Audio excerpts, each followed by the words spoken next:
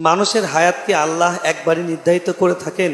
যদি তাই হয়, পরবর্তীতে হায়াত বাড়ে কমে কিনা, চিকিৎসা করলে বাড়ে, এ ধরনের কথা বলার কি যৌক্তিকতা, একটু যদি বুঝিয়ে বলেন।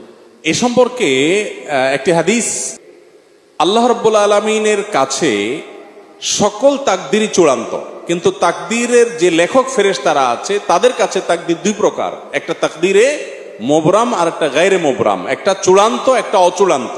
ধরুন একটা মানুষ তিনি অসুস্থ হয়েছেন বা অ্যাক্সিডেন্ট করেছেন, এখন সে যদি টাইমলি হাসপাতালে যায় ট্রিটমেন্ট করে তাহলে সে এই পরিমাণ হায়াত পাবে, এটা হলো ঝুলন্ত মুআল্লাক বলতে পারেন।